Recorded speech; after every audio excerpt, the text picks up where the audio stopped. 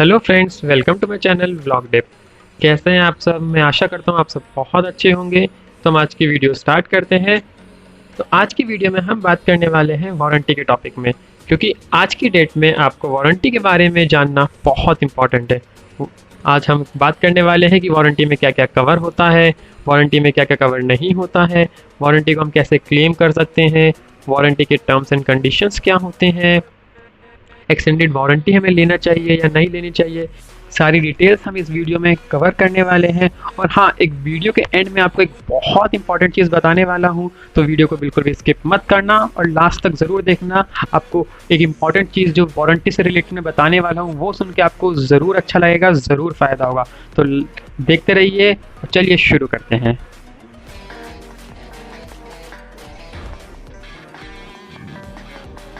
हाँ तो फ्रेंड्स, जैसा कि वारंटी के बारे में हमने बताया कि ये बहुत ही ज़्यादा इम्पॉर्टेंट टॉपिक है। ये जितना इम्पॉर्टेंट टॉपिक है उतना ही बड़ा टॉपिक भी है। आज की डेट में वारंटी के बारे में जानना इतना ज़्यादा इम्पॉर्टेंट इसीलिए है क्योंकि जैसे कि आप लोग देख सकते हैं, ये हमारी बाइक को काफ़ी हद तक प्रोटेक्ट करता है। जैसे कि टेक्नोलॉजी काफ़ी हद तक इंक्रीज़ हो रही है, BS6 में कैटालिटिक कन्वर्टर आ गया है, FI इंजन आ गया है, मल्टीपल सेंसर्स इसमें यूज़ हुए हैं, काफ़ी इम्प्रूवमेंट हो रही है। तो वारंटी इस टाइम पे बहुत ज़्यादा मैटर करती है। सबसे पहले हम जानते हैं कि वारंटी होता क्या है। वारंटी एक टाइम पीरियड होता है जो कंपनी हमें प्रोवाइड करती है। अगर उस टाइम पीरियड के अंदर हमारी व्हीकल में कोई भी मैन्युफैक्चरिंग डिफेक्ट आता है तो कंपनी उसको फ्री में रिपेयर या फिर रिप्लेस करती है। ये टाइम पीरियड वेरी कर सकता है कंपनी टू कंपनी, उनके टर्म्स एंड कंडीशन के थ्रू। जैसे कि ये 3 साल हो सकता है, 4 साल हो सकता है, कितना भी 5 साल भी हो सकता है। अब हम बात करते हैं वो पार्ट्स जो वारंटी में कवर होते हैं। जैसे कि जो पार्ट बेसिकली कंपनी खुद बनाती है वे पार्ट्स हमारे वारंटी में कवर होते हैं। जैसे कि इग्निशन रिलेटेड कोई प्रॉब्लम आती है तो वो हमारे वारंटी में कवर होगी, एयर रिलेटेड कोई प्रॉब्लम होती है तो वो वारंटी में कवर होगी, इंजन रिलेटेड कोई प्रॉब्लम होती है, फिर फ्यूल रिलेटेड कोई प्रॉब्लम होती है तो वो भी हमारी वारंटी में कवर होगी, या फिर प्रॉपर कंबशन नहीं हो रहा है तो भी हमारे वारंटी में वो कवर होगा। और इन सारी प्रॉब्लम से कोई भी माइनर या फिर मेजर इशू आता है तो कंपनी उसको फ्री ऑफ कॉस्ट चेंज करके देती है। ये पूरी रिस्पॉन्सिबिलिटी कंपनी की होती है। अब हम बात करते हैं उन पार्ट्स की जो वारंटी में कवर नहीं होते हैं। ये फर्दर 2 सेक्शंस में डिवाइड होता है। फर्स्ट सेक्शन में आते हैं वे चीज़ें जो कंपनी दूसरी कंपनी से लेती है। जैसे कि आपने बैटरी देखी होगी, बैटरी अक्सर बाइक्स में एमेरॉन या फिर एक्साइड की लगी होती है। तो ये हमारी जो बाइक जिस कंपनी के, जैसे इनफील्ड ही है तो रॉयल इनफील्ड वाले इसकी वारंटी नहीं देते हैं। या फिर आपने टायर्स देखे होंगे, टायर्स MRF के लगे होते हैं, इसकी वारंटी भी हमें नहीं मिलेगी। या स्पार्क प्लग हो गया, ये बॉश कंपनी का होता है तो इसकी वारंटी भी हमें नहीं मिलेगी। इनकी हमें वारंटी अगर लेनी है तो हमें डायरेक्ट इनकी कंपनी से कॉन्टैक्ट करना होगा। उसके लिए भी आपको सर्विस सेंटर वाले या फिर इनफील्ड के शोरूम वाले गाइड कर देंगे।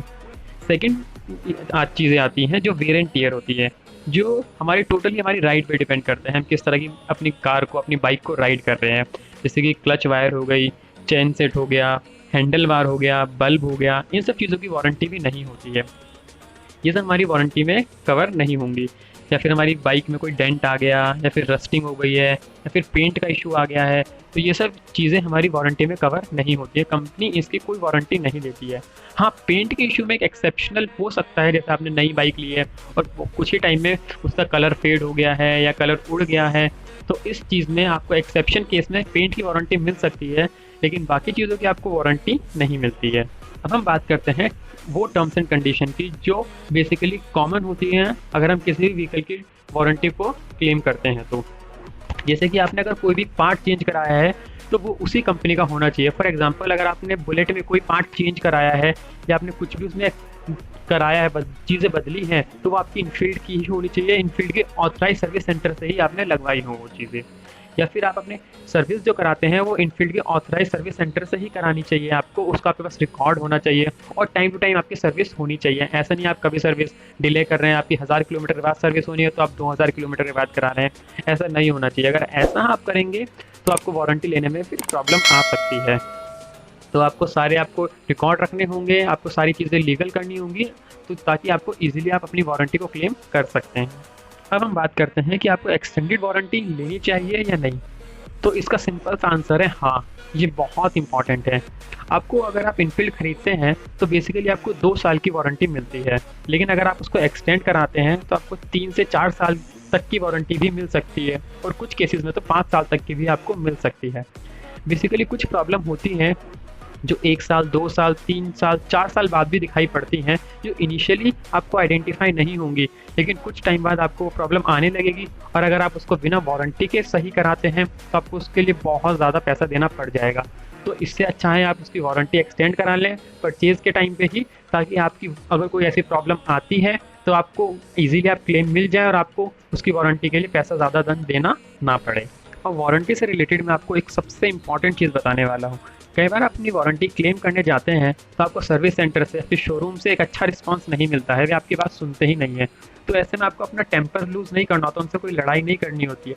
आप सीधा सर्विस के ऑथराइज्ड उनके के थ्रू उनको कांटेक्ट कर सकते हैं, उनको अपनी डिटेल्स भेज सकते हैं। इससे वे आपकी हेल्प ज़रूर करेंगे, क्योंकि ये जो कंपनी जैसे रॉयल इनफील्ड एक बहुत बड़ी ब्रांड है, तो वो नहीं चाहते उनके कस्टमर ख़राब हो या फिर उनके लिए एक गलत इमेज बने पब्लिक की, तो इसलिए वे आपकी हेल्प ज़रूर करेंगे।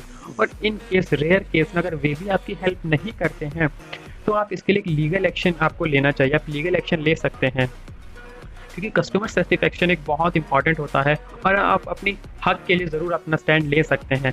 लेकिन इसके लिए कुछ कंडीशंस होती हैं। आपके पास प्रॉपर प्रूफ होना चाहिए कि आप सही हैं, आप इस चीज़ में हमेशा राइट होने चाहिए, क्योंकि अगर आप रॉन्ग होंगे, आपको पता है आप गलत हैं, फिर भी आप लीगल एक्शंस लेंगे तो उसमें आप उल्टा भी फंस सकते हैं, और आपका बिना बात के एक्स्ट्रा पैसा लग जाएगा और आपको कुछ मिलेगा नहीं। तो इसमें आप ज़रूर ध्यान रखें कि आप हमेशा राइट हों, तभी आप इतना लीगल एक्शन लें और उनको, कंपनी को या फिर डायरेक्ट कांटेक्ट करें। लेकिन अगर आप ऐसा करते हैं, तो आप कंपनी को कांटेक्ट करते हैं, तो 99% केसेस में कंपनी आपकी सुनेगी और आपकी प्रॉब्लम डेफिनेटली सॉल्व हो जाएगी।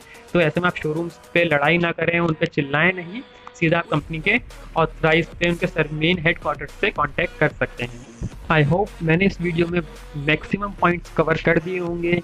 वारंटी में क्या कवर होता है, क्या कवर नहीं होता, हमेशा याद रखिए। आपके सपोर्ट के लिए बहुत सारे फॉर्म हैं, कंज्यूमर फॉर्म हो गया, कस्टमर्स फॉर्म हो गया, लीगल एक्शंस बहुत सारे हैं। बस आप राइट होने चाहिए और प्रॉपर एविडेंस आपके पास होना चाहिए। आई होप मैक्सिमम डिटेल्स तो आपकी क्लियर हो चुकी होंगी, लेकिन फिर भी अगर आपको कोई डाउट रह जाता है तो कमेंट सेक्शन में आप पूछ सकते हैं। हम आपके लिए ऐसी और वीडियोस लाते रहेंगे। तब तक के लिए घर पे रहिए, सेफ रहिए, सुरक्षित रहिए। हम मिलते हैं आपसे अगली वीडियो में। Bye bye.